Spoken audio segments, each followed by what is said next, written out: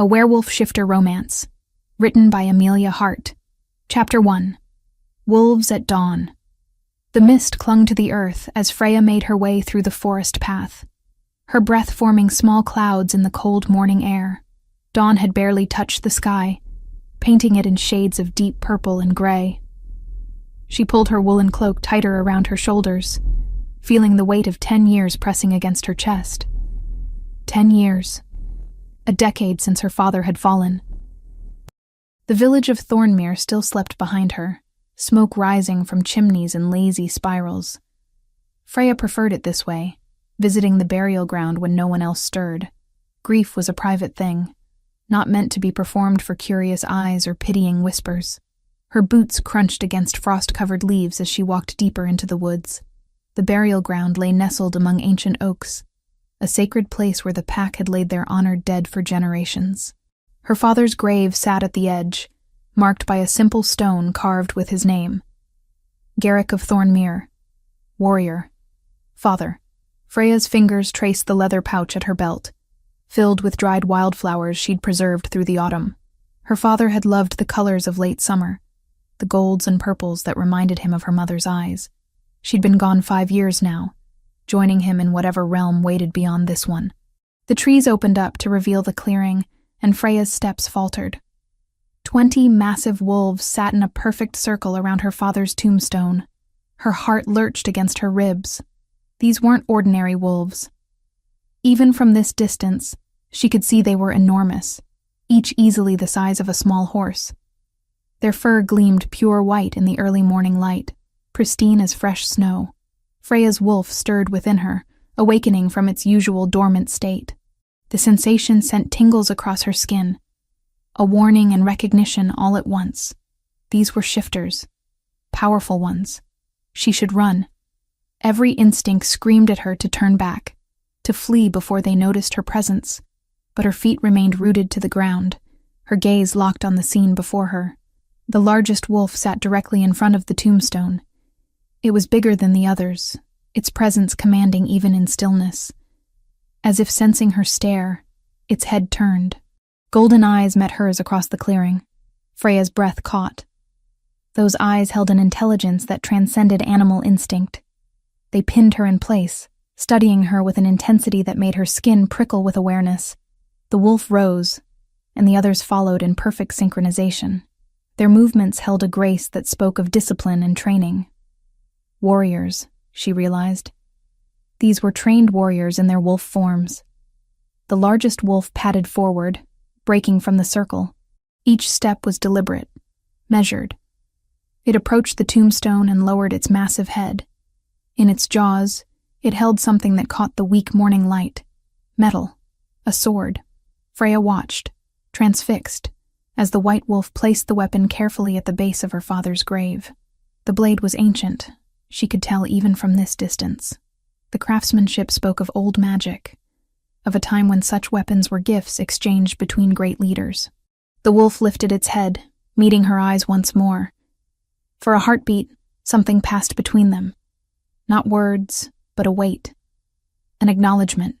Then the creature turned, powerful muscles rippling beneath pristine fur. As one, all 20 wolves moved.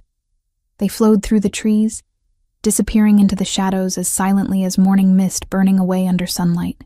Freya stood frozen, her heart hammering so loudly, she was certain the entire forest could hear it. Minutes passed before she dared to move, before she trusted her legs to carry her forward. The clearing felt different now, charged with energy that raised the hair on her arms. She approached her father's grave slowly, half expecting the wolves to return. But only silence greeted her, broken by the distant call of early birds. The sword lay precisely where the white wolf had placed it.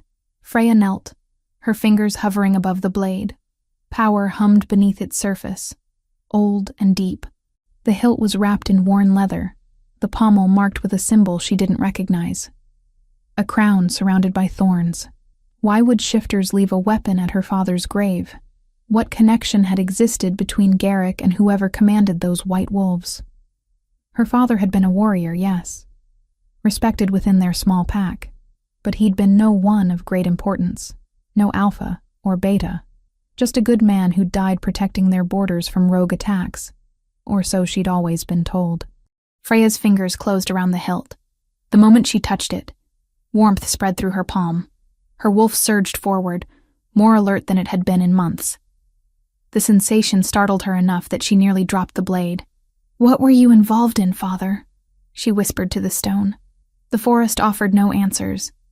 With trembling hands, Freya wrapped the sword in her cloak, concealing it from view. Whatever this meant, whoever those white wolves served, she needed to understand. But not here. Not in the open where anyone might see. The walk back to Thornmere felt longer than usual. Freya kept to the shadows of the forest path, hyper-aware of every sound. The sword's weight against her side was both comforting and terrifying. The village was stirring when she reached the outskirts. Smoke rose thicker now from chimneys. The blacksmith's hammer had already begun its rhythmic clanging. Freya pulled her hood lower and hurried toward the small cottage she shared with her younger sister. Bryn was awake, sitting by the fire with a bowl of porridge. At 16, she was growing into her wolf, the changes making her restless and hungry at odd hours. Her auburn hair, so similar to Freya's own, was sleep-mussed and tangled. "You went to see him," Bryn said. It wasn't a question. Yes.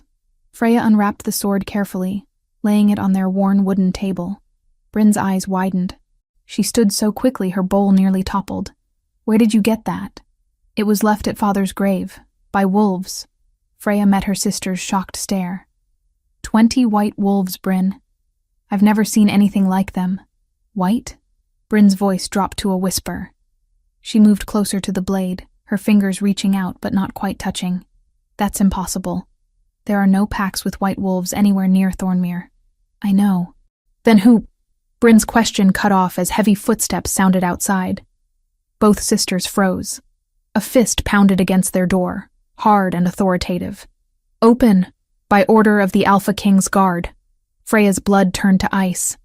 She threw her cloak over the sword just as Bryn moved to the door. 3 soldiers stood on their threshold, wearing the dark leather armor marked with that same symbol she'd seen on the sword's pommel. A crown surrounded by thorns. The lead soldier's eyes swept their small home. "We seek information about Garrick of Thornmere. Are you his kin?" "We're his daughters," Freya said, stepping forward. Her mind raced. Had they seen her at the burial ground?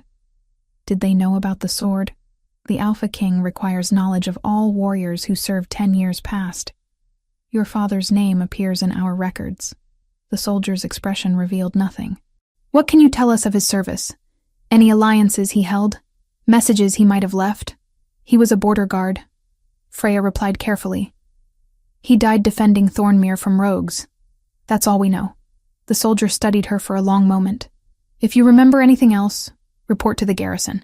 His gaze lingered on the table where her cloak concealed the sword's outline. Anything at all. They left without another word, but Freya felt their suspicion hanging in the air. Bryn closed the door and leaned against it, her face pale. "They know something." "Freya, what's happening?" "I don't know." Freya pulled the cloak away, revealing the sword once more. "But I think Father was involved in something far bigger than we ever realized." Chapter 2. Blood and Recognition. 3 days passed since the soldier's visit. 3 days of Freya watching the forest edge from her cottage window, expecting either white wolves or armed guards to return. Neither came. The sword remained hidden beneath loose floorboards, wrapped in oiled cloth. She'd examined it a dozen times, tracing the crown and thorns etched into the pommel, feeling the dormant power that seemed to pulse beneath the metal. Each time she touched it, her wolf stirred with an urgency she couldn't explain. "You're going to wear a path in the floor," Bryn said from her place by the hearth.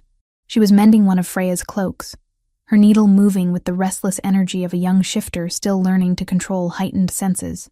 "If you're so worried, why not ask the Pack Alpha what he knows? Because drawing more attention to us is the last thing we need." Freya finally turned from the window. "I need to gather more feverfew and willow bark anyway. The tanner's wife is close to her time, and her pains have been worse than usual." Bryn's needle paused. "You're going into the forest? After what happened with those soldiers? The herbs don't grow in our garden, and people depend on my remedies." Freya collected her gathering basket and the small knife she used for cutting roots. Her father had taught her which plants healed and which killed, knowledge passed down through his mother's line. Once, when fever nearly took Bryn, Mother had pressed Freya's palm to the girl's brow and whispered, "Some healers carry light in their blood. When it answers, don't be afraid." It was one of the few things she had left of him beyond memories and unanswered questions. "Then I'm coming with you." "No." Freya's tone left no room for argument. "Someone needs to stay here. If the soldiers return, tell them I'm attending to a birth in the next village. Don't mention the forest." Bryn's jaw set in that stubborn way that reminded Freya painfully of their father. But she nodded, recognizing the weight of responsibility in her sister's voice. The morning had warmed by the time Freya reached the deeper woods. Sunlight filtered through the canopy in golden shafts, illuminating patches of moss and the first autumn mushrooms. She knew these paths as well as the lines of her own palm, had walked them since childhood collecting plants for her mother's healing work.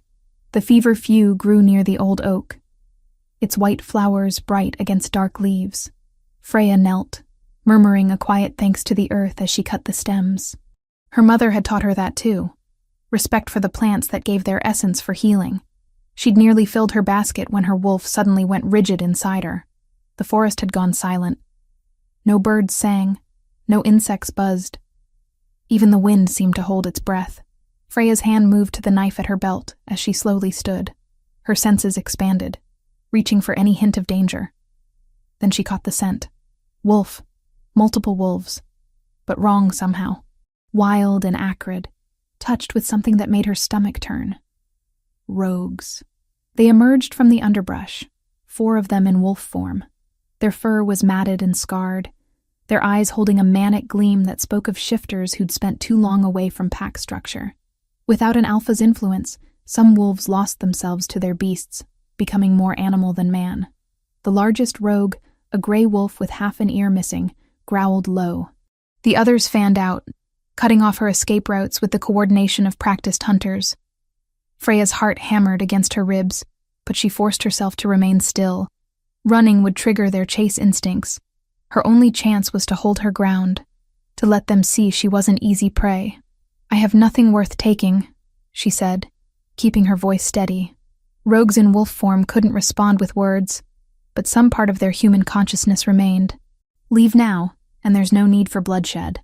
The gray rogue's lips pulled back, revealing fangs stained with old blood. He took a step forward. Freya's fingers tightened on her knife. Against 4 wolves, the weapon would be useless, but she'd be damned if she went down without a fight. Her own wolf surged forward, demanding to be released, but her shift was slow. Always had been. She wouldn't complete the transformation before they reached her. The gray rogue lunged. A massive white shape slammed into him from the side with such force that both wolves tumbled across the forest floor in a tangle of fur and fangs. The new wolf was enormous, easily twice the size of the rogue, its pristine coat gleaming like fresh snow. One of the white wolves from her father's grave. The other 3 rogues hesitated, caught between fleeing and defending their leader. That hesitation cost them. The white wolf's jaws closed around the gray rogue's throat. There was no struggle, no drawn-out fight, just brutal, efficient violence that ended with the gray rogue's body going limp. The remaining rogues scattered, crashing through the underbrush in their panic. The white wolf didn't pursue. It turned to face Freya, blood staining its muzzle, those golden eyes locking onto hers. Power radiated from the creature in waves that made Freya's knees weak. This wasn't just any shifter. This was an alpha. A powerful one. The air around the wolf shimmered. Bones cracked and reformed with sounds that would have made Freya wince if she weren't frozen in place. Fur receded. Within heartbeats, a man stood where the wolf had been. He was tall, broad-shouldered, with black hair that fell past his shoulders, and a neatly trimmed beard that framed a face marked by both beauty and violence. A jagged scar ran down the left side of his face from temple to jaw, but it was his eyes that held her, golden and intense, containing the same ancient intelligence she'd seen in the wolf. He wore simple leather breeches and nothing else, his muscular torso marked with old battle scars. A silver pendant hung around his neck, bearing that familiar symbol, crown and thorns. "Are you hurt?" His voice was deep, carrying an authority that made her wolf immediately lower its head in submission. Freya's mouth had gone dry. She managed to shake her head. He stepped closer, and she felt the pull. Her wolf recognized him on a level that transcended logic or reason. Mate, something whispered in the back of her mind. This is our mate. Terror and exhilaration warred in her chest. You're Garrick's daughter. It wasn't a question. His gaze swept over her with an intensity that made her skin prickle with awareness. Freya, how do you know my name? Her voice came out steadier than she felt. I make it my business to know those under my protection. He moved past her to examine the dead rogue, nudging the body with his foot. These rogues have been plaguing the borderlands for weeks. They're getting bolder, coming closer to settlements. Who are you? But she already knew. Some part of her had known the moment she'd seen him shift. He straightened, fixing her with that golden stare. I am Killian Stormborn, Alpha King of the Realm. He paused, letting the weight of his title settle between them. And I owe your father a debt that 10 years has not diminished. Freya's basket had fallen when the rogues appeared, herbs scattered across the ground. She bent to gather them, needing something to do with her hands, some way to ground herself in the face of this impossible situation. My father was a border guard. What debt could you possibly owe him? Your father saved my life. Killian crouched beside her, helping collect the feverfew with hands that moved with surprising gentleness. 10 years ago, I was ambushed by a traitor named Oswin, an alpha who conspired against my father, the previous Alpha King. Garrick was there. He witnessed the conspiracy, stood between me and death when Oswin's wolves attacked. Freya's fingers stilled on a stem. I was told rogues killed him. Oswin's wolves were branded as rogues after the attack. But it was murder, not random violence. Killian's jaw tightened, old anger flickering across his features. Garrick died before he could testify about what he'd seen. I was 22, freshly crowned after my father's death, with no allies and no proof. Oswin walked free because the wolves who could have confirmed his treason were dead, and the sole survivor was a young alpha most of the council saw as weak. Why wait 10 years to tell his family this? The question came out sharper than intended, but Freya didn't regret it. 10 years of believing her father had died to nameless rogues, when the truth had been so much darker, because I hid behind duty and a promise. Your father made me swear to keep his family in shadow until I could protect you without painting targets on your backs. I told myself the kingdom needed me more than my shame did. And then years hardened into a habit of silence. The admission seemed to cost him. I threw myself into ruling, into proving I was strong enough to hold my father's throne. I told myself there was too much to do, that finding Garrick's family could wait. The truth is, I was ashamed. Your father gave everything to protect me, and I repaid him by letting the man responsible for his death continue breathing. He stood, and Freya rose with him. They were close now, close enough that she could smell pine and smoke on his skin, could see the gold flecks in his eyes that caught the filtered sunlight. 3 months ago, I decided I had hidden behind duty long enough. I sent my most trusted warriors not to learn whether Garrick had left anyone, but to learn who and where. I had known, since the night he bled saving me, that he'd kept a family far from court, and I'd sworn to keep them safe by keeping silent. Shame made me wait. Fear of painting targets on your backs made me wait longer. When my scouts brought word of 2 daughters living in Thornmere, I came on the 10th year of his passing with my guard, to lay my oath on his grave and return what he died holding. I sent my most trusted warriors to learn if Garrick had left anyone behind. When they reported 2 daughters living in Thornmere, I came myself on the 10th anniversary of his death. Those 20 wolves at the grave were my personal guard. We came to pay respects and to fulfill the oath I swore over his body, to protect his bloodline as he protected mine. Freya's throat tightened. The sword was mine. Your father held it as he died, keeping it from Oswin's wolves. I wanted you to have it returned. Killian's hand lifted, hovering near her cheek but not quite touching. I swore to protect you, Freya. You and your sister both. The connection between them pulsed stronger, that invisible thread pulling taut. Her wolf howled with recognition, with want. This was her mate, the one the moon goddess had chosen for her, but he was also the Alpha King. so far above her station that the very idea of anything between them seemed laughable. "I don't need protection," she managed. "I've survived 10 years without it." Something that might have been respect flickered in his eyes. "So you have. But the world is becoming more dangerous, Freya. Oswin still conspires, still has allies in my council. If he learns that I've found Garrick's daughters, he'll see you as leverage against me. Then don't find us." She stepped back, breaking whatever spell had been weaving itself between them. "Forget you came here. Let us fade back into obscurity." "I can't." His voice roughened. "I've already seen you."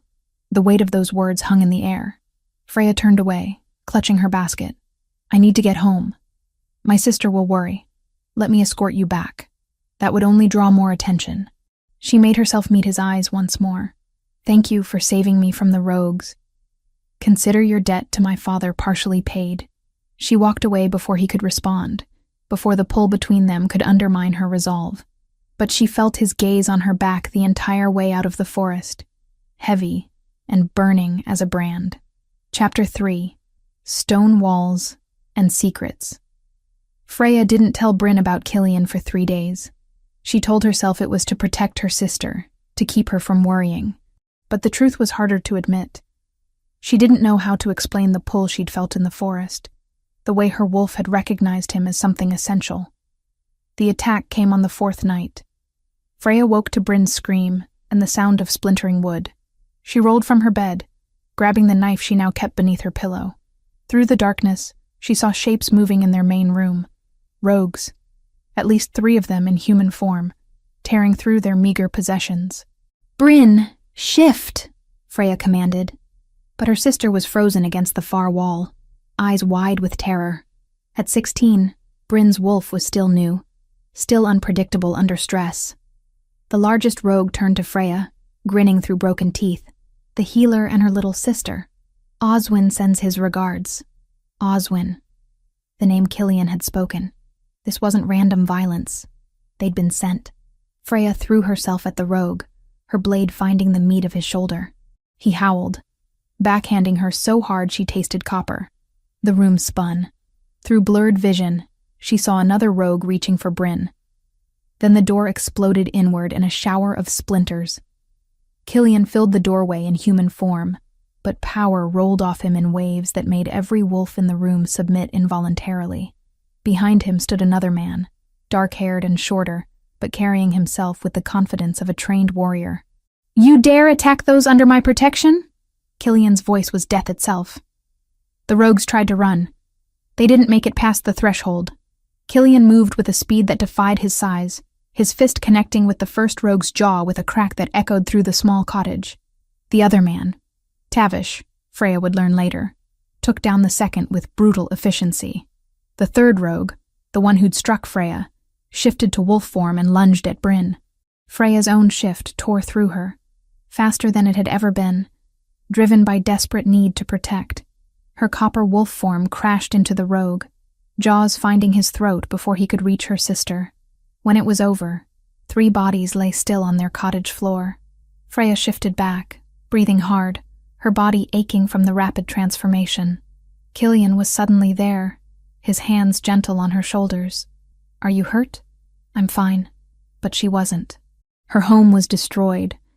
Rogues had been sent specifically to kill them, and the Alpha King was touching her with a tenderness that made her chest tight. "How did you know?" "I've had scouts watching your cottage since we met in the forest." His golden eyes searched her face. "I knew Oswin would move against you once he learned I'd made contact. You used us as bait." The words came out flat. "No." His jaw tightened. "I underestimated how quickly he'd act. That's on me." Bryn stumbled forward, and Freya immediately pulled her close. Her sister was shaking, blood on her clothes, though none of it seemed to be hers. Tavish approached, his demeanor respectful. "Your Majesty, the cottage isn't safe. More could come." "I know." Killian straightened. "Freya, Bryn, you're coming to Shadowkeep, tonight." "No." Freya's refusal was automatic. "We can go to the pack house, stay with... Your local alpha can't protect you from what's coming. Oswin has reach, resources, allies who would sell you out without hesitation." He gestured to the ruined cottage. "This is just the beginning. If you stay here, you're dead within a week." Freya wanted to argue, but she looked at the destroyed room, at Bryn's terrified face, at the bodies on their floor. 3 rogues sent to kill 2 Omega females. Oswin wasn't playing games. "Fine," she said quietly, "but we go as guests, not prisoners. And when this is over, when Oswin is dealt with, we return home." Something flickered in Killian's expression. Agreed. They gathered what they could salvage into 2 packs. Freya retrieved her father's sword from beneath the floorboards, wrapping it carefully. When she turned, Killian was watching her with an intensity that made her wolf stir. "You kept it safe," he said. "It's all I have left of him." She slung the pack over her shoulder. "We're ready." The journey to Shadowkeep took 2 days on horseback.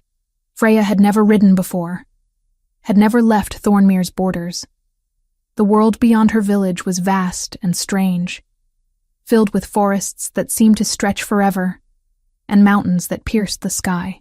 Killian rode beside her, patient when she struggled with the reins, pointing out landmarks in a voice that suggested he'd rather be doing this than ruling a kingdom. Tavish led the way with Bryn, the beta engaging her sister in conversation that gradually eased her fear. Shadowkeep appeared on the 3rd morning, rising from the mountainside. Black stone walls stretched toward the clouds, towers topped with silver that caught the dawn light. It was beautiful and intimidating in equal measure. "Home," Killian said simply, guiding his horse closer to hers. "You'll be safe here."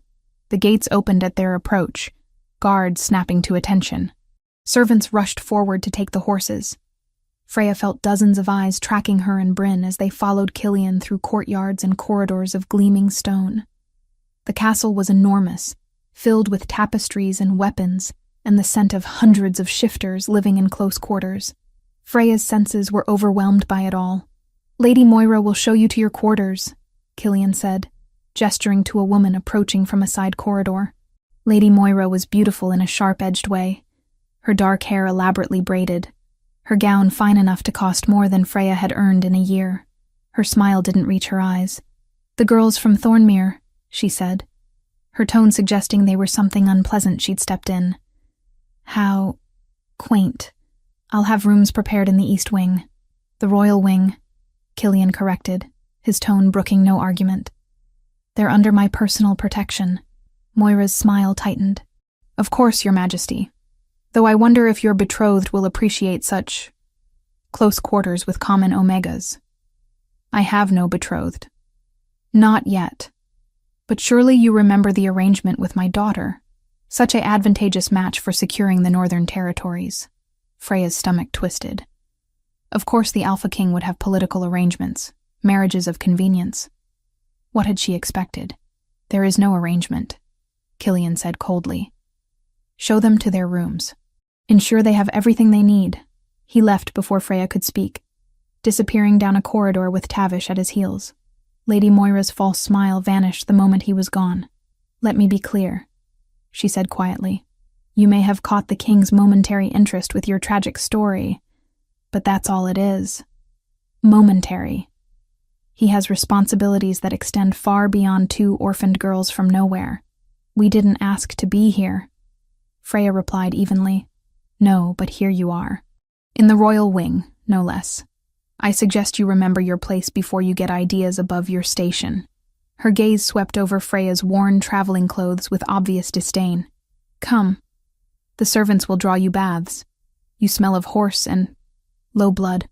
The rooms Moira showed them to were larger than their entire cottage had been. Soft beds, warm fires, windows overlooking mountain vistas that stole Freya's breath. Servants brought hot water, clean clothes, food enough to feed a dozen people.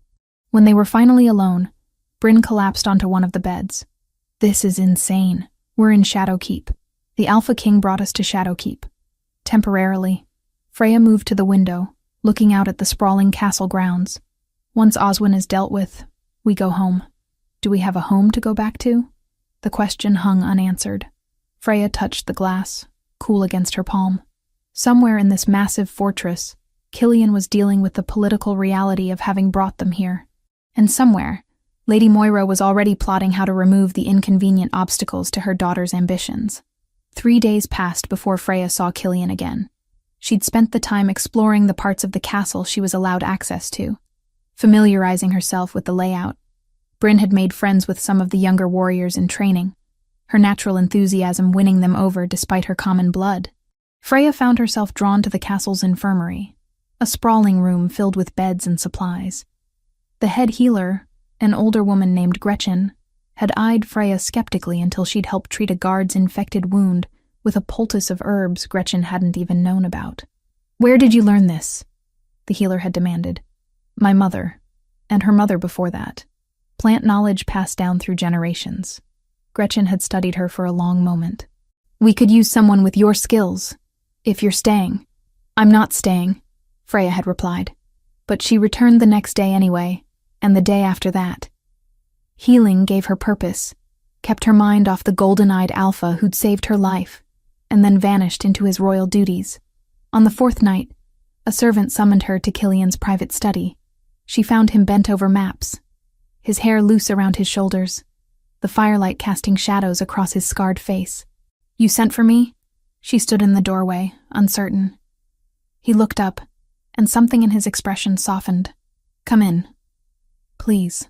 She did, closing the door behind her. The study was warm, filled with books and weapons and the lingering scent of pine smoke. "I wanted to apologize," Killian said, "for bringing you here and then abandoning you to Moira's tender mercies. You're the Alpha King. I imagine you have more important things to do than entertain refugees. You're not refugees." He moved around the desk, closing the distance between them. "And nothing is more important than ensuring you're safe." The pull between them thrummed stronger in the confined space. Freya's wolf pushed forward, wanting to close that last bit of distance to touch him. "Oswin has allies in the council," Killian continued. "I've been working to identify them, to understand how deep his influence runs. But I wanted you to know. Tavish found something. Your father's belongings. I kept them. All these years, I kept everything he left behind." He led her to a chest in the corner, old wood bound with iron. Inside lay armor, carefully maintained, letters in her father's hand, a cloak that still smelled faintly of the oils he'd used on his blade. Freya's throat closed. "You kept these. I owed him everything. Keeping his memory alive was the least I could do." Killian's hand covered hers on the edge of the chest. "Freya, I need you to understand. What's between us is a mate bond," she finished quietly. "I know, I've felt it since the forest. And you're terrified of it. Aren't you?" She finally met his eyes. "You're the Alpha King. I'm a common Omega whose father died protecting you. This can't work. Why not? Because the world doesn't work that way. Because Lady Moira is right. You have responsibilities. Because eventually you'll see me as just another obligation from your past." Killian's hand came up to cup her face, his thumb tracing her cheekbone.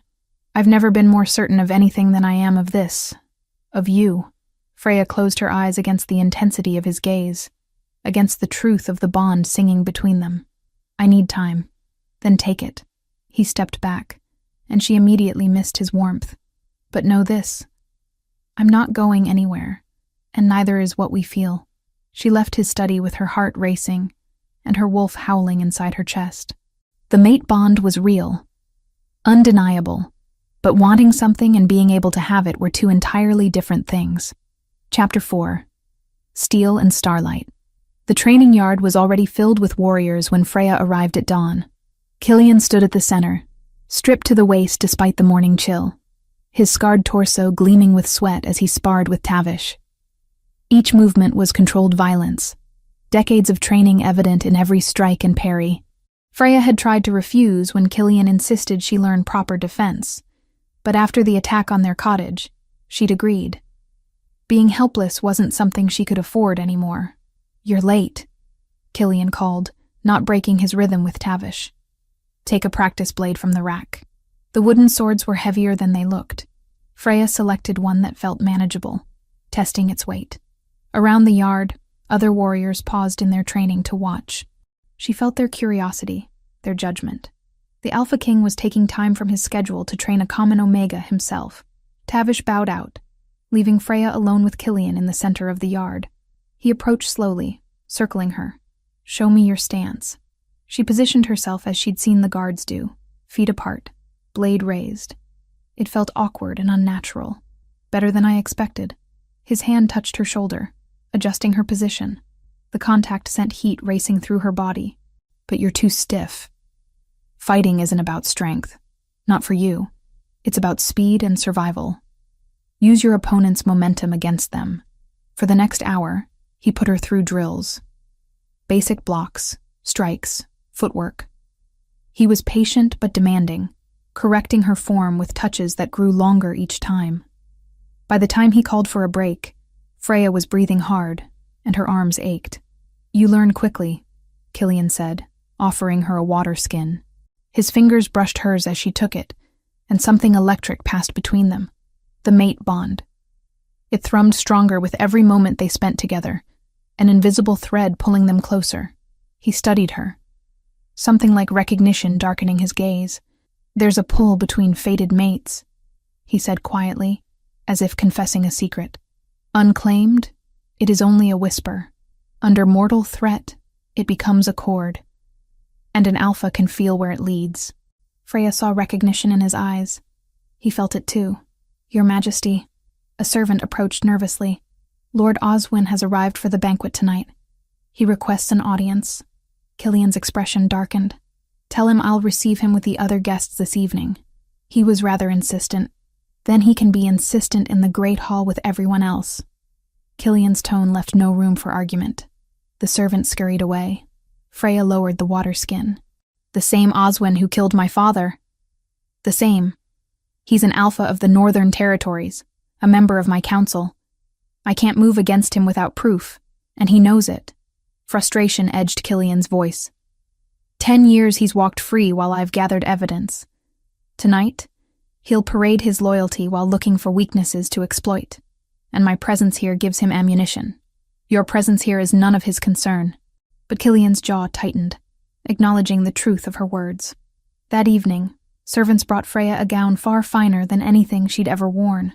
Deep green silk that brought out her eyes, embroidered with silver thread. Bryn helped her dress, chattering excitedly about the friends she'd made among the younger warriors. "They don't care that we're from Thornmere," her sister said, braiding Freya's copper hair into an elaborate style. "They only care that we're under the Alpha King's protection. That won't last forever." Freya reminded her gently. "We're guests, Bryn. This isn't our home. Maybe it could be." Bryn's reflection met hers in the mirror. "You feel it when you're near him. I can sense it even from across the yard." The mate bond. Freya's hands stilled. "It doesn't matter what I feel." "Why not?" "Because he's the Alpha King, and I'm nobody." Bryn turned her around forcefully. "Father died protecting him. That makes us somebody. And the moon goddess doesn't make mistakes when she chooses mates." The great hall was magnificent, filled with hundreds of nobles and their retinues. Torches blazed in iron sconces, casting dancing shadows across tapestries depicting ancient battles. Long tables groaned under the weight of roasted meats, fresh bread, and flagons of wine. Killian sat at the high table on a throne carved from dark wood. He'd changed into formal attire. Black leather and silver clasps, a crown of twisted metal resting on his dark hair. He looked every inch the king. Powerful and remote. Lady Moira appeared at Freya's elbow before she'd taken 3 steps into the hall. "How quaint. You actually came. I suppose someone lent you appropriate clothing." "The Alpha King's servants provided it," Freya replied evenly. "How generous of them." Moira's smile was poisonous. "Tell me, do you truly believe you belong here? You, a healer from a backwater village, sitting among nobles who've spent their lives mastering politics and intrigue? I don't belong anywhere but where I choose to be." Bold words from someone with no power, no connections, no future beyond the Alpha King's fleeting interest. Moira leaned closer, her voice dropping. "He needs a queen who can strengthen alliances, who understands courtly matters, who won't embarrass him in front of the council.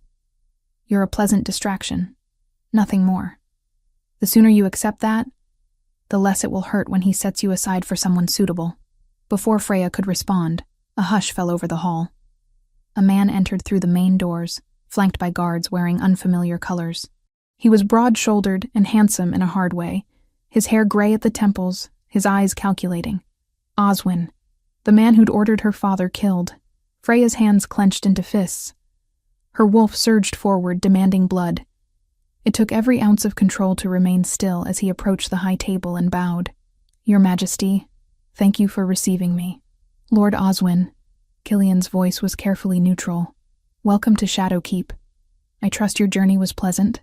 "Quite. Though I was surprised to hear rumors that you've taken in refugees from Thornmere." Oswin's gaze swept the hall until it landed on Freya. "Garrick's daughters, I'm told." "How interesting. They're under my personal protection. Any who threaten them threaten me. I wouldn't dream of it, Majesty. Though I wonder if your council knows about this arrangement. Some might question the wisdom of elevating common blood to such prominence, especially when so many noble houses offer suitable alliances." The implication was clear.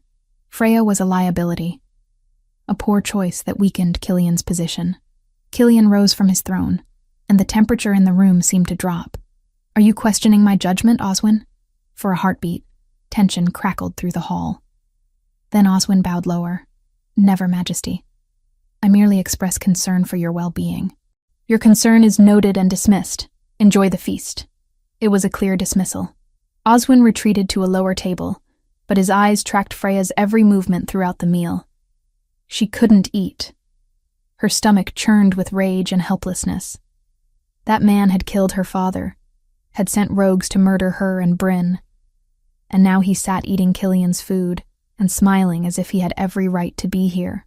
When the feast finally ended, Freya slipped out through a side door into one of the castle's gardens. The night air was cold against her flushed skin, the stars bright overhead. Running away won't solve anything. She spun to find Killian approaching through the shadows, his crown removed, looking more like the warrior from the forest than the king from the hall. "I needed air before I did something stupid," she admitted. "Like attacking Oswin in front of the entire court?" The thought crossed my mind. He stopped close enough that she could feel his warmth in the chill night. "I know what you're feeling. I've wanted to tear his throat out for 10 years. Then why don't you?" The question burst out of her. "You're the Alpha King. You could execute him tonight. And start a civil war? Oswin has allies, powerful families who would use his death as an excuse to challenge my authority. I need proof of his crimes, ironclad evidence that will turn his supporters against him. Otherwise, I'm just a tyrant eliminating political opponents." Freya turned away, blinking back frustrated tears. "So, we do nothing while he walks free." "Not nothing."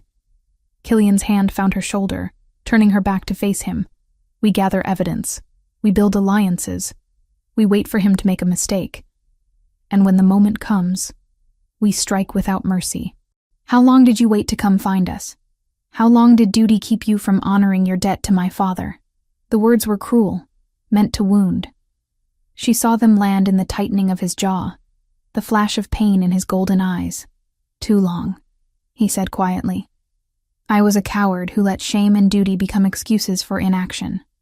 I won't make that mistake again.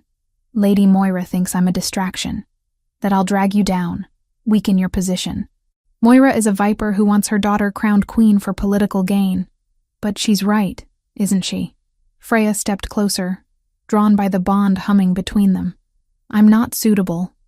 I have no training in politics, no powerful connections. I'm just an Omega from a village you've probably forgotten the name of. Thornmere."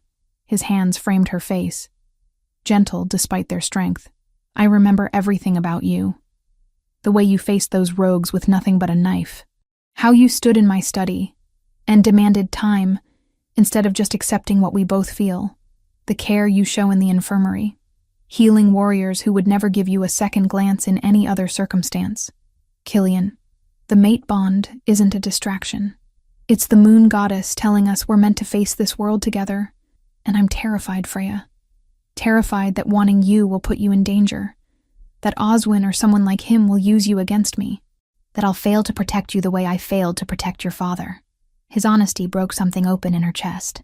I'm terrified too, of this bond, of what it means, of a life I never prepared for. Then be terrified with me. His forehead pressed against hers, his breath warm on her lips. But don't run from this. From us. She didn't know who moved first. Their lips met in a kiss that started gentle and turned desperate. 10 years of grief and guilt and longing pouring into the connection between them. Freya's hands tangled in his hair, pulling him closer as his arms locked around her waist. The mate bond sang between them, recognizing what they'd both been fighting. This was right. This was home. When they finally broke apart, both breathing hard, Killian kept her close. I meant what I said in my study. I'm not going anywhere. Whatever comes, we face it together. Freya nodded, unable to speak past the emotion clogging her throat. In the distance, the castle lights blazed against the darkness. But here in this garden with this impossible man, she finally felt like she might belong. Chapter 5. Shadows and Snares. The message arrived 3 days after the banquet, slipped under Freya's door in the dead of night. She found it at dawn, a folded parchment sealed with black wax bearing no mark. The words inside were simple, devastating. Your sister walks the eastern forest alone. Come before sunset, or we return her in pieces. Tell no one, or she dies screaming. The old fortress beyond Raven's Creek. Freya's hands shook as she read it twice, 3 times. Her first instinct was to run to Killian, to let him handle this with his warriors and his authority. But the threat was clear. Tell anyone, and Bryn died. She moved through her room mechanically, pulling on her plainest clothes, strapping a knife to her belt. The sword her father had carried felt too heavy, too conspicuous. This required speed, not steel.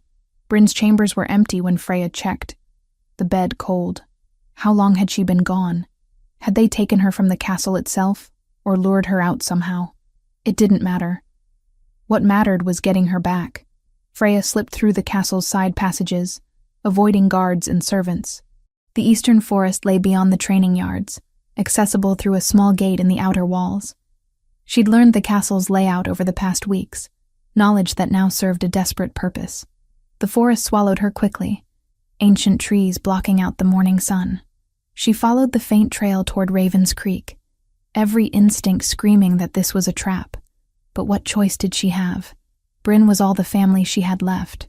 The mate bond hummed at the edge of her consciousness, that invisible thread connecting her to Killian. She could feel him somewhere in the castle, occupied with his endless duties.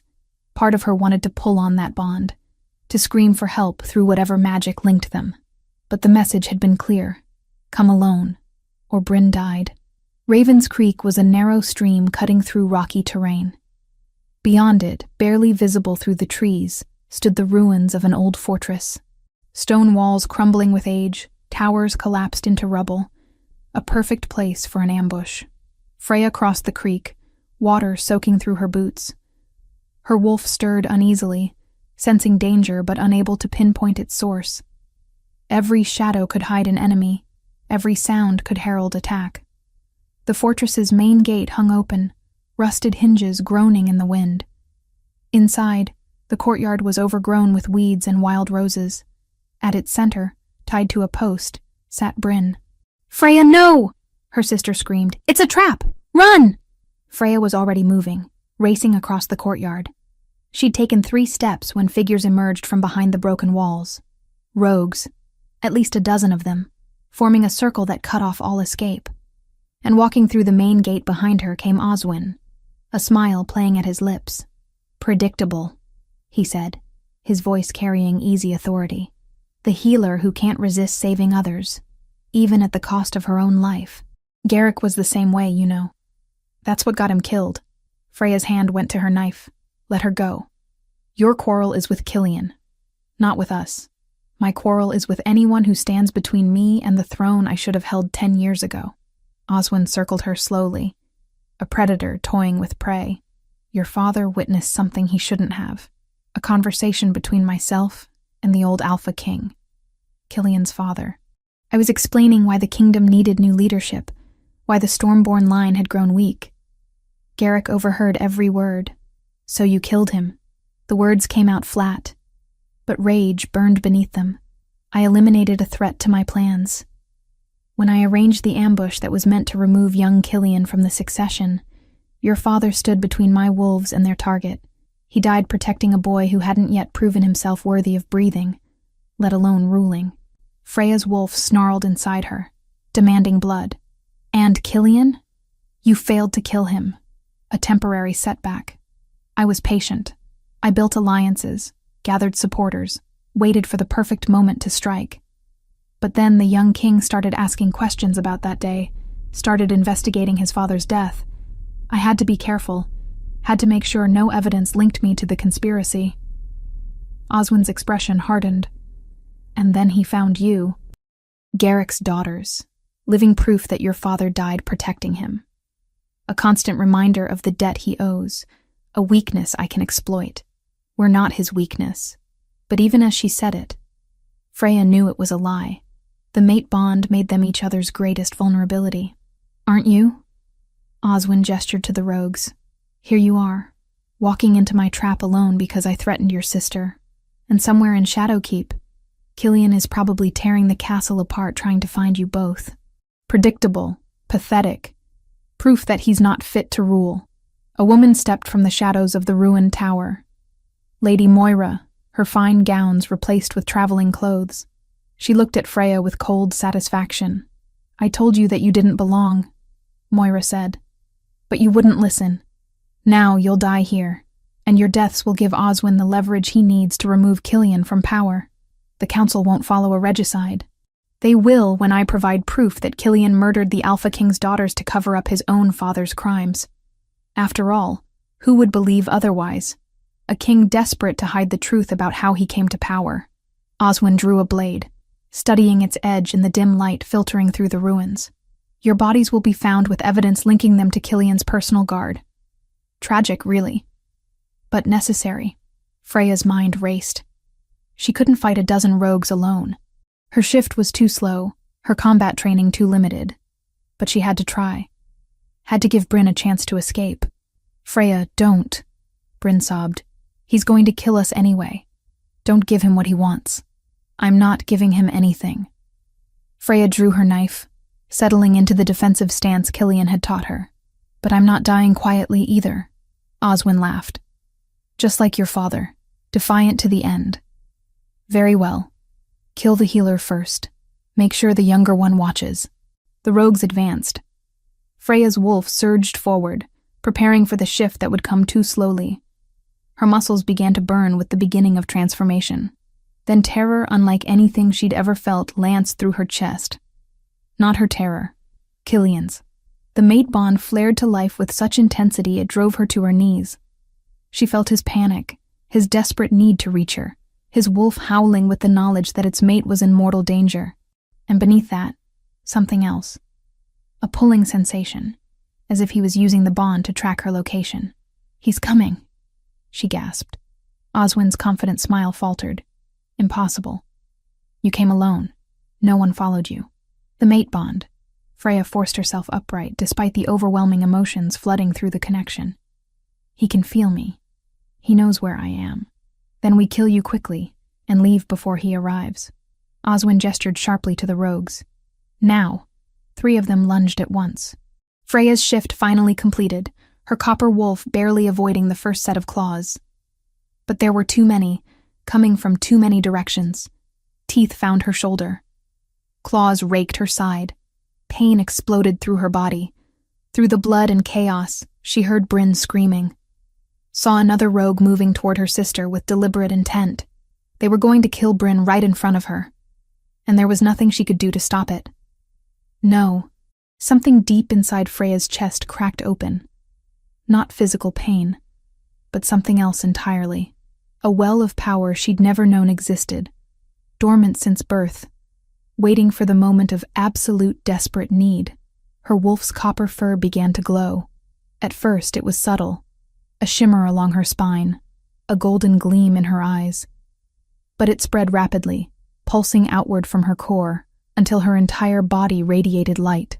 The rogues attacking her stumbled back, confused and momentarily blinded.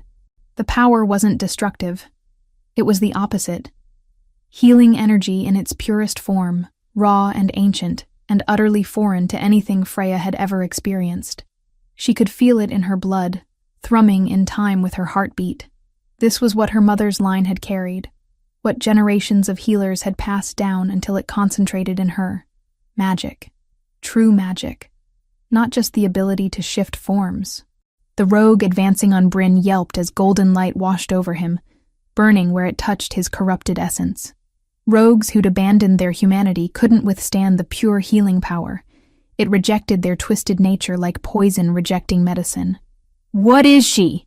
one of the rogues screamed, backing away. Oswin's face had gone pale. Impossible. That bloodline was supposed to be extinct. The Moonweavers died out centuries ago. Freya didn't understand what he meant.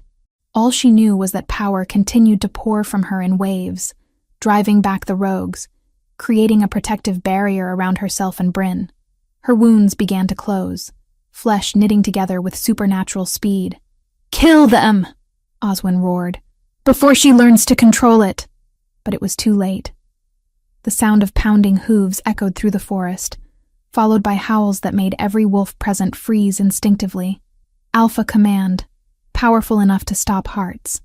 Killian burst through the fortress gate in human form, Tavish and 24 warriors at his back. His golden eyes found Freya immediately, taking in her glowing form, the rogues surrounding her, the blood on the ground. Rage transformed his features into something terrifying and beautiful. "You dare touch what is mine." His shift was instantaneous, the massive white wolf appearing where the man had stood. And then he was among the rogues, tearing through them with a violence that spoke of every protective instinct screaming to destroy anything that threatened his mate. Chapter 6. Claiming through blood. The battle was chaos incarnate. Killian's white wolf tore through the rogues with a brutality that transcended mere violence. This was vengeance given fangs and fury. Each rogue that had dared touch Freya paid with their lives, throat torn out before they could even register their deaths. Tavish and the other warriors engaged Oswin's forces with ruthless efficiency. Steel rang against claws. Blood spattered ancient stone. The fortress courtyard became a slaughterhouse, but Freya's attention was locked on her own transformation. The golden light pouring from her copper wolf form pulsed with each heartbeat, responding to her desperate need to protect. She could feel the energy flowing through her, foreign yet somehow innate, as if it had always been there waiting to wake. One of Killian's warriors fell near her, his side torn open by rogue claws. Without thinking, Freya pressed her glowing form against him. The healing power surged outward, and she watched in amazement as his wounds began to close. Not completely. The magic wasn't that strong yet, but enough to stabilize him, to pull him back from death's edge. What in the moon goddess's name? The warrior gasped, staring at her in awe. Another fell, then another. Freya moved between them, a copper beacon in the carnage, her healing light keeping Killian's forces on their feet when they should have been bleeding out. The power drained her, each use taking something vital from her core. But she pushed through the exhaustion. These warriors had come to save her and Bryn. The least she could do was keep them alive. Oswin had shifted, his gray wolf circling the perimeter of the battle. He was watching, Freya realized, waiting for an opening. His eyes tracked Killian's movements with the patience of a predator who'd spent 10 years planning this moment. Lady Moira tried to flee, slipping toward the broken section of fortress wall. Tavish intercepted her in 2 powerful strides, his hand closing around her arm with bruising force. "Let me go!" she shrieked. "I'm a member of the royal court. You have no right—" "You're a traitor who conspired to murder the Alpha King's mate," Tavish said coldly. "You have no rights left to speak of." He bound her hands with rope from his pack, securing her to an iron ring embedded in the wall. Moira's protests turned to screams of rage, but no one paid her attention. The battle raged on. Killian's wolf had decimated half the rogues single-handedly. The remaining ones broke and ran, their nerve failing in the face of such overwhelming power. Killian let them go. His focus was singular now, locked on the gray wolf still circling with predatory intent. Oswin. The 2 alphas faced each other across the blood-soaked courtyard. Freya's heart clenched. This was the confrontation 10 years in the making, the resolution to the conspiracy that had started with her father's death. They launched at each other simultaneously, two forces of nature colliding. Oswin was older, more experienced, but Killian fought with the fury of a mate protecting his bonded, and that made him unstoppable. Their battle shook the ancient stones, drew blood that steamed in the cold air. Freya wanted to help, but her healing power was useless in direct combat. All she could do was watch, her wolf pacing anxiously, as they tore into each other with savage abandon. Then she caught movement from the corner of her eye. Another rogue, one she'd thought had fled, circling around behind Killian while he was locked in combat with Oswin. The rogue's intention was clear: wait until both alphas were weakened, then strike the killing blow. Freya's body moved before her mind caught up. She shifted to human form, grabbed a fallen sword from the ground, and threw herself between the attacking rogue and Killian's exposed back. The blade she held wasn't her father's sword. That was still hidden back at the castle. This was a stranger's weapon, unfamiliar weight and balance. But desperation made her accurate. She thrust upward as the rogue lunged, felt steel punch through fur and flesh. The rogue's momentum carried him forward, driving the blade deeper. His jaws snapped closed inches from her face, hot breath reeking of death. Then pain exploded through her side. Oswin. While she'd been focused on the rogue, the gray alpha had broken from his fight with Killian and lunged. His fangs found her ribs, tearing deep. Blood poured hot down her skin. The world tilted. She heard Killian's roar, felt his rage through the mate bond like a physical blow. The rogue she'd stabbed collapsed.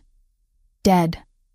Oswin released her, backing away as Killian's white wolf came at him with murder in every line of his body. Freya hit the ground hard. Her vision swam. The wound in her side was catastrophic. She could feel that much through the shock. Mortal. She was dying. Through fading consciousness, she watched Killian tear Oswin apart. There was no mercy. No quick death. This was retribution for Garrick. For 10 years of conspiracy. For daring to touch Killian's mate. When it was over, Oswin's gray wolf lay still, throat torn out, eyes vacant. Then Killian was there, shifting to human form, gathering Freya into his arms. His face was streaked with blood, Oswin's blood, his golden eyes wild with panic. "No, no, no," he chanted, pressing his hands against her wound. "Freya, stay with me. Don't you dare leave me." "Got him," she whispered, her lips curving in a weak smile. "Stopped him from killing you, you foolish, brave, impossible woman." His voice broke. "Tavish, get a healer now."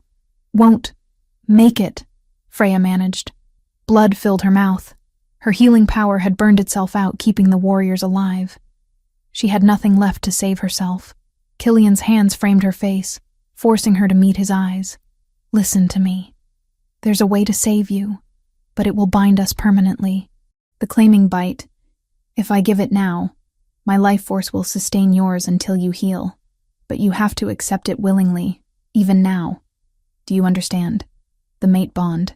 He was offering to complete it through his bite, sharing his strength to keep her alive. But it would be permanent, irreversible. She'd be bound to him for life.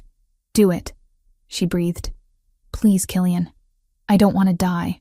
"This isn't how I wanted this to happen," he said, his thumb tracing her cheekbone with heartbreaking gentleness. "You deserve moonlight and ceremony, not blood and dirt. I deserve you," she corrected. "Just you. Nothing else matters." His eyes flashed gold, wolf rising to the surface. He bent his head to the junction of her neck and shoulder, the traditional claiming spot. His lips brushed her skin once, gentle as a prayer. Then his teeth sank deep. Pain and pleasure exploded through her body in equal measure. The mate bond that had been building between them suddenly blazed to life, a connection so profound it rewrote every cell of her being. She felt Killian pouring his life force into her through the bite, felt his wolf recognizing hers at the deepest level. "Mine," his wolf growled through the bond. "Ours," her wolf responded, finally finding its voice. The world went white. When Freya opened her eyes again, she was lying on soft furs in an unfamiliar room. Sunlight streamed through high windows. Her side ached, but the wound was closed. leaving only a pale scar. Killian sat beside her bed, his head bowed, one hand holding hers. He looked exhausted, dark circles under his eyes, several days' worth of beard growth on his jaw. "How long?" she asked, her voice hoarse. His head snapped up, relief flooding his features. 3 days. "You've been unconscious for 3 days." He pressed her hand to his lips. "I thought, when you wouldn't wake—" "I'm here." She squeezed his fingers weakly. The bite worked. It initiated the bond. But it's not complete. His expression grew serious. "That requires acceptance under a full moon, a conscious choice made when you're not dying. You can still reject it if you want, if this isn't what you truly desire." Freya reached up to touch the bite mark on her neck. It was healed but permanent. A silver scar in the perfect shape of his teeth. Through the bond, she could feel everything he felt. His love, his fear, his desperate hope that she wouldn't regret what he'd done. What happened to Oswin? To Moira? Oswin is dead. His conspiracy died with him. Moira is imprisoned, awaiting trial for treason. Killian's voice hardened. She confessed everything, hoping for leniency. There won't be any. And Bryn? Safe, traumatized but unharmed. She's been here every day waiting for you to wake. His thumb traced circles on her palm. "Freya, I need you to understand. The choice is still yours. I won't force this bond on you just because I used it to save your life." She could feel his sincerity through their connection. Feel how much he meant those words despite how terrified he was that she might walk away. The Alpha King, who commanded armies, was helpless before her choice. "Ask me again," she said softly. "Under the full moon, with ceremony and witnesses. Let me choose you properly the way you deserve." His shoulders sagged with relief. "You're certain?" "I've never been more certain of anything." She pulled him down until his forehead rested against hers. "You're mine, Killian Stormborn, and I'm yours. Nothing will change that." He kissed her then, gentle and reverent, sealing the promise between them. Outside, the sun continued its journey across the sky. But in that room, with her mate's arms around her and the bond humming between them, Freya finally understood what it meant to be home. Chapter 7. Under the moon's witness recovery was slower than Freya expected. The claiming bite had saved her life, but her body still needed time to heal from the trauma. She spent a week confined to bed, Killian rarely leaving her side except when royal duties absolutely demanded it. Bryn visited daily, bringing stories from the castle to distract her sister. On the 5th day, she climbed onto the bed beside Freya, her young face serious. "I never thanked you," Bryn said quietly. "For coming after me, for risking everything. You're my sister. There was never a question. But you almost died." Bryn's voice cracked. "When I saw Oswin bite you, when you fell, I thought I'd lost you too. First mother and father, and now you." Freya pulled her close, ignoring the protest from her healing ribs. "I'm here. We both are. That's what matters. You're going to be queen." Bryn pulled back, wiping her eyes. "The Alpha King's mate. Everything's changed." "Not everything. You're still my annoying little sister." Bryn managed a watery laugh. "And you're still terrible at accepting compliments." But her sister was right. Everything had changed. The claiming bite on Freya's neck marked her as Killian's mate. But it wasn't complete. The bond hummed between them, stronger than before, yet still waiting for final acceptance under the full moon, if she chose to accept it. The doubt crept in during the quiet hours when Killian was pulled away to council meetings, to decisions that affected thousands of lives. Freya would lie in bed, feeling the weight of the crown she hadn't yet earned. She was a healer from Thornmere, a village most nobles had never heard of.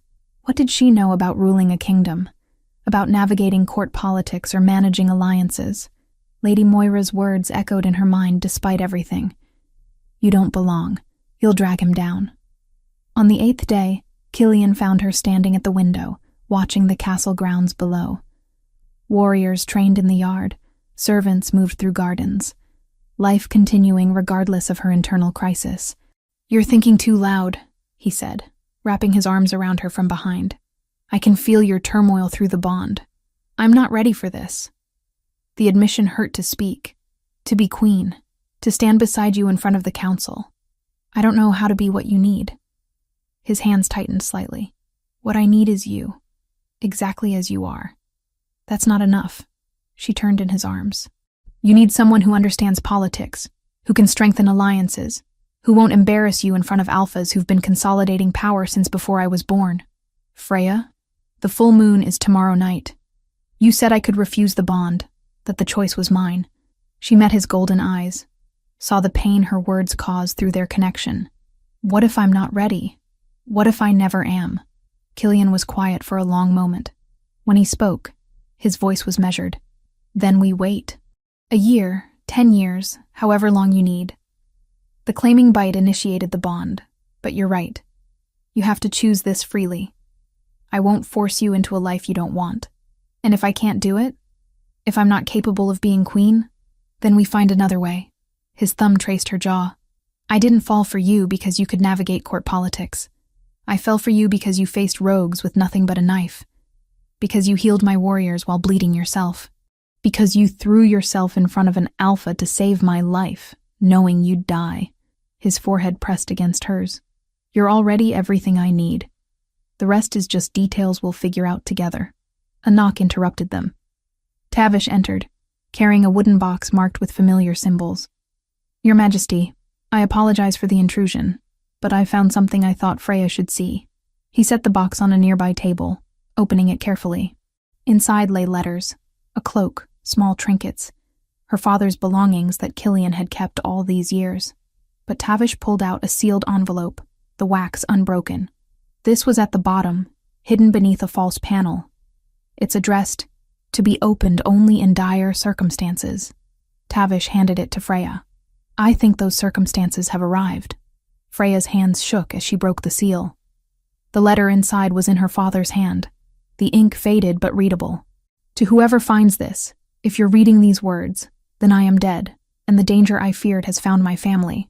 My name is Garrick of Thornmere, and I write this to explain truths I could never speak aloud while living. 10 years ago, I witnessed a conspiracy that threatened the Alpha King's life. An alpha named Oswin spoke treason, planning the murder of our king. I heard every word, but I was alone. No witnesses to support my testimony. When I tried to report this, Oswin moved against me, attempting to silence me permanently. Only the intervention of the king's son, young Killian, saved my life that day. But the attempt on my life revealed something crucial. I had a target on my back. And worse, I had 2 young daughters who could be used against me. I made a choice. I asked Killian to keep my family's existence secret, to tell no one that I had survived or that I had daughters. Better that we fade into obscurity than become weapons in Oswin's hands. The young prince agreed, understanding the necessity even as it pained him. Years passed. I watched my girls grow, knowing every day that my silence kept them safe. Freya, strong and kind, who healed without asking for thanks. Bryn, bright and brave, who never knew how precious her very existence was. If you're reading this, then Oswin has finally succeeded in killing me. But know this, I died protecting something far more valuable than my own life. I died keeping my daughters out of a war they never asked to be part of. To Freya and Bryn, should this letter reach you, I loved you more than words can express. Every moment spent with you was worth the danger. Every sacrifice was worth your safety. You were never a burden. You were my greatest treasure. To Killian, should you find them, I release you from your promise of silence. Protect them as I could not. They are good souls who deserve better than a father's mistakes. Garrick. Freya's tears fell onto the parchment, blurring some of the words. Her father had known. All those years, he'd lived with the knowledge that telling the truth about his family would paint targets on their backs. So he'd chosen silence, chosen obscurity, chosen to let his daughters think he was just a common warrior, rather than someone who'd been tangled in royal conspiracy. He protected us until the very end, she whispered. Killian's arms came around her. He was braver than I gave him credit for. I thought he'd never mentioned having daughters because he didn't trust me, but he was keeping you safe the only way he knew how. Bryn moved to Freya's other side, reading the letter over her shoulder. Father knew Oswin would come for us eventually. That's why he trained us to fight. Why he always told us to be ready to run. Now Oswin is dead, Tavish said quietly. The threat your father feared is gone. You're free. Free. The word echoed in Freya's mind. Her father had spent 10 years in fear, and all because he'd witnessed the truth. All because he'd tried to do the right thing, and now Killian was offering her a choice. Accept the bond and become queen, or walk away. But was she really free if she let fear control her? The full moon rose the following night, silver and perfect in a cloudless sky. The ceremony would be held in Shadowkeep's ancient courtyard, witnessed by every alpha in the kingdom. Freya stood in her chambers, dressed in white silk embroidered with silver thread, her copper hair braided with moonflowers. You look like a queen, Bryn said, adjusting Freya's cloak. I don't feel like one. Good. The moment you start feeling like you belong, you'll probably turn into Lady Moira. Bryn's joke fell flat, but Freya appreciated the attempt. You'll be fine. Just be yourself. That's who Killian fell for. Servants came to escort her to the courtyard. Freya walked through corridors lit by torches, her heart hammering against her ribs. She could still refuse. The ceremony gave her that right. If she stood before all those alphas and said no, they would honor it. The courtyard was filled with wolves in human form, every alpha of the realm present. Torches blazed around the perimeter. At the center, beneath the moon's full light, Killian waited. He wore black leather and silver, a crown of twisted metal on his dark hair. He looked every inch the king. Powerful, commanding, untouchable. Then his eyes met hers, and she saw the vulnerability there. The fear that she might reject him in front of his entire kingdom, the desperate hope that she wouldn't. The mate bond sang between them, pulling her forward. An elder stepped forward to officiate, his voice carrying across the silent crowd. We gather under the moon goddess's light to witness the completion of a mate bond. Freya of Thornmere, do you come here of your own free will? I do. Her voice was steady. Do you understand that accepting this bond is permanent? Binding your life to Alpha King Killian Stormborn's for as long as you both shall live? I understand. Then speak your choice before the moon and these witnesses. Will you accept this bond, or do you reject it? The moment stretched. Freya could feel every eye on her, feel the weight of the decision. If she accepted, she'd be queen. She'd face challenges she wasn't prepared for, make mistakes that would affect thousands. She'd spend her life learning to be something she'd never imagined becoming. But she'd do it beside Killian, with his strength supporting her, with the mate bond connecting them, with the knowledge that her father had sacrificed everything so she could have choices. This was her choice. Not Lady Moira's, not the council's, not even Killian's. Hers. I accept, she said clearly. I accept Killian Stormborn as my mate, my king, my partner in all things. I accept the bond the moon goddess has woven between us, and I accept the responsibility of standing beside him, learning to be the queen this kingdom needs. The mate bond exploded to life, the partial connection becoming whole and permanent. Power rushed through her, not just Killian's, but something shared between them. She gasped as her wolf and his recognized each other completely, merging their essences until she couldn't tell where she ended and he began. Killian crossed to her in 3 strides, pulling her into his arms. Mine, he breathed against her hair. Ours, she corrected, remembering the words her wolf had spoken during the claiming bite. He kissed her before the entire assembly, sealing the bond under the moon's approval. When they finally broke apart, the elder spoke again. Alpha King Killian Stormborn, do you renounce all claim to other mates or consorts? I do. There is only Freya. There will only ever be Freya. Then by the power invested in me by the moon goddess and the ancient laws of our kind, I declare you bound. What the moon has joined, let no wolf separate. The assembled alphas howled their approval, the sound rising to the stars. Freya felt the weight of the crown settle on her head. Not physical metal, but the responsibility she'd accepted. She was queen now, for better or worse. Later, Tavish approached with news. Lady Moira has been formally banished. She'll be escorted to the border at dawn and forbidden from ever returning to your territories. Good, Killian said. his arm around Freya's waist. Let her serve as a warning to anyone else who would conspire against the crown. As the celebration continued around them, Freya leaned into her mate's embrace, feeling the bond pulse with contentment. She still didn't know how to be queen, still wasn't sure she was ready for everything that title entailed. But she'd figure it out, one day at a time, with Killian beside her and the memory of her father's sacrifice driving her forward. Chapter 8. Legacy of the fallen 6 months had passed since the claiming ceremony beneath the full moon. Spring had come to the kingdom, melting winter's grip and bringing new life to fields that had lain dormant through the coldest months.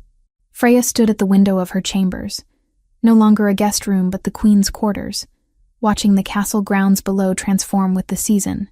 She'd changed too, though not in ways visible to the eye.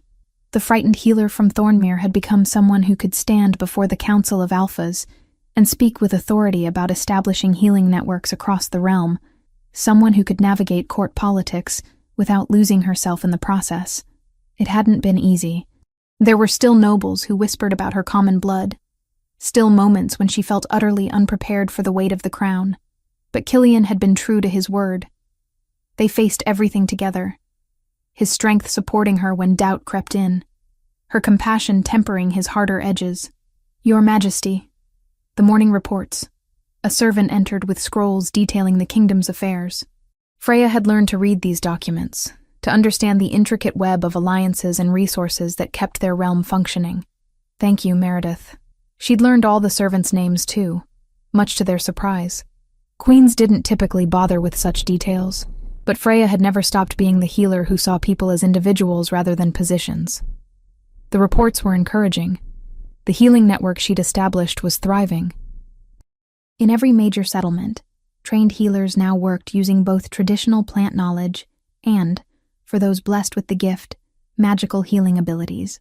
Freya had discovered 3 other shifters with dormant powers similar to hers, the golden healing light that had awakened during her desperate fight to save Bryn. She'd personally trained them, teaching them to control and direct the energy that could mean the difference between life and death. A knock at her door revealed Bryn, no longer the frightened girl who'd been used as bait. At 17, she'd grown into a formidable young woman, her body hardened by months of training under Tavish's demanding instruction. She wore the leather armor of a warrior now, a sword strapped to her hip with easy confidence. "The Alpha King requests your presence in the courtyard," Bryn said, grinning. "He says it's time." Freya's heart clenched. She knew what today was. The anniversary of their father's death, 11 years now. She and Killian had planned this visit for weeks, waiting for the right moment when duties could be set aside for personal remembrance. They rode out from Shadowkeep as the sun climbed higher, just the 2 of them on horseback. Killian had wanted to bring guards, but Freya insisted. This journey was private, sacred. The rogues that had once plagued the borderlands were gone, scattered after Oswin's death removed their organizing force. The ride to Thornmere took most of the day. The village had changed in Freya's absence. New buildings constructed, fields expanded. Her presence as queen had brought attention and resources to the small settlement that had raised her. She saw familiar faces as they passed through, people who'd known her as simply Freya the healer. Now they bowed, called her, "Your Majesty," and she felt the bittersweet ache of distance that power created. The burial ground lay beyond the village, unchanged by time. Ancient oaks still stood sentinel over the honored dead.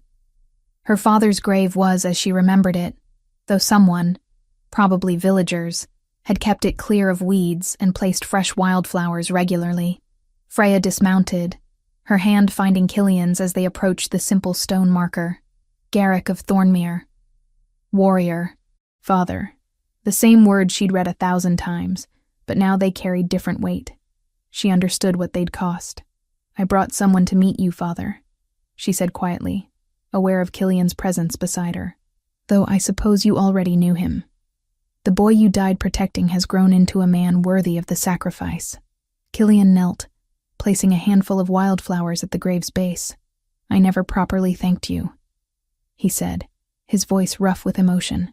"For standing between death and a foolish young alpha who thought he was invincible. For keeping your family hidden so they'd be safe from my enemies. For every choice you made that led to this moment." Freya watched her mate. her husband in all but the formal ceremony they'd hold next month. Honor her father's memory. Through the bond, she felt his genuine grief, his respect for a man he'd known only briefly, but who'd changed the course of his life. I wish you could have seen what your sacrifice made possible, Freya continued, tears slipping down her cheeks. Brynn is training to be a warrior. She's strong, father. Strong and brave. Everything you raised her to be. And her voice broke. I'm queen now. I still don't always know what I'm doing, but I'm trying. I'm using everything you and Mother taught me to help people. To heal not just bodies, but the wounds in our society. Killian stood, reaching into the pack he'd brought. When he withdrew the sword, her father's sword, the one left by the white wolves so many months ago, Freya's breath caught. This belonged to me, Killian said, turning the blade so sunlight caught the crown and thorns etched into its pommel. 10 years ago, when your father stood between Oswin's wolves and my life, this sword was in my hand. I was young, injured, barely holding my ground. Garrick took this blade from me, told me to run, that he'd hold them off. He traced the symbols with one finger. I refused to leave him. We fought together, back to back, until my warriors arrived. But Oswin's wolves were numerous and vicious. Your father took a mortal wound protecting my left side.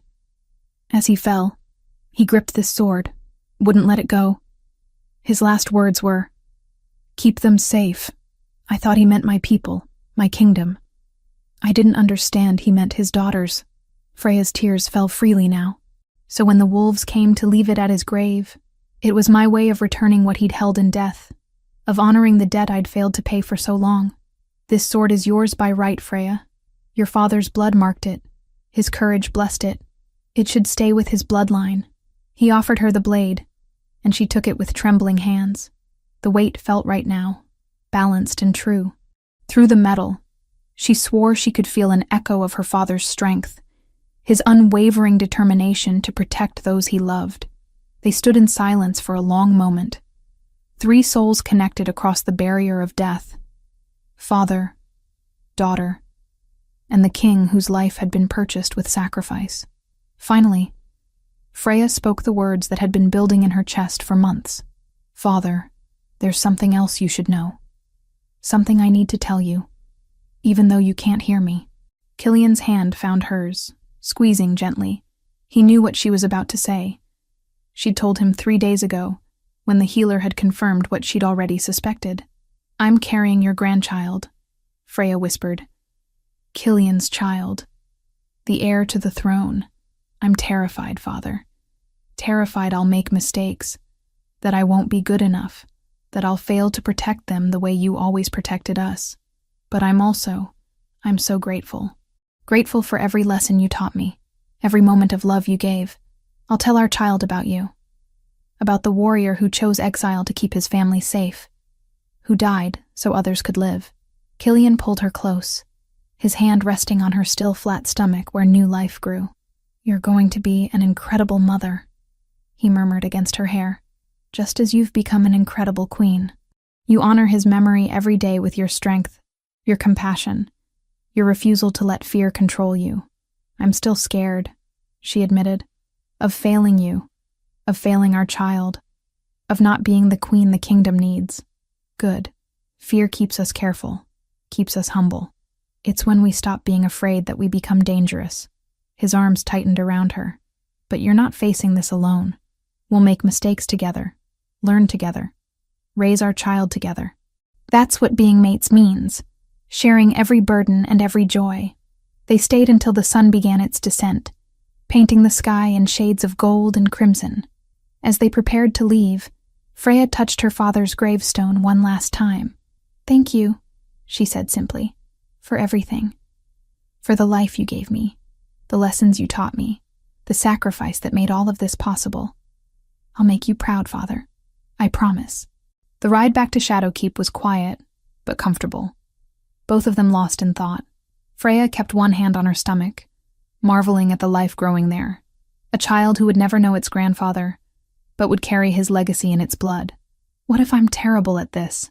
She asked as the castle came into view, black towers silhouetted against the dying light. Being a mother, I mean. What if our child needs something I can't give? Killian reined his horse closer until their legs touched. Then we'll figure it out together. Just as we figured out everything else.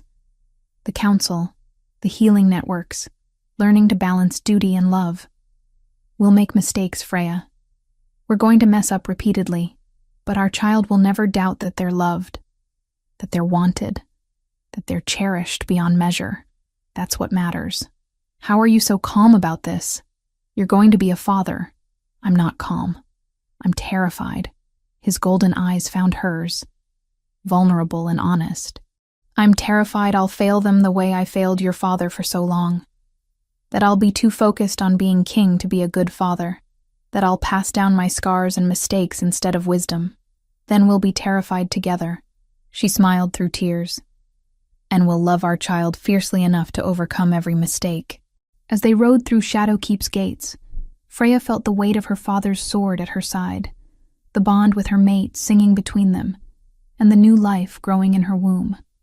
She thought of Bryn training to be a warrior, of the healing network spreading across the kingdom, of all the ways her father's sacrifice had blossomed into something beautiful. The future was uncertain. There would be challenges ahead, council politics, neighboring kingdoms, the endless work of ruling. But for the first time since standing in that forest clearing surrounded by white wolves, Freya felt ready. Not because she had all the answers, but because she had Killian beside her, her father's legacy guiding her, and the strength that came from finally understanding her worth. She was Freya Stormborn, queen of the realm, mate to the Alpha King, daughter of a hero. The end